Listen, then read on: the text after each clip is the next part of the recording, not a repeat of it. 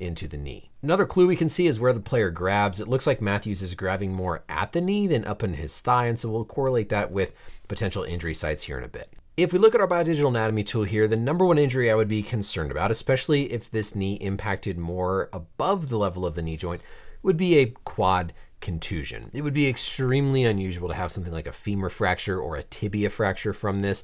So if that impact came in more at this level, then we're going to be looking at minimum a quadricep contusion. Now, contusion is a traumatic bruise to the muscle, but it's true like tears, trauma to the muscle fibers.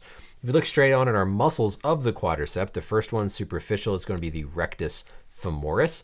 On the outside is going to be the vastus lateralis, on the inside the vastus medialis, and then deep to that rectus femoris is going to be the vastus intermedius.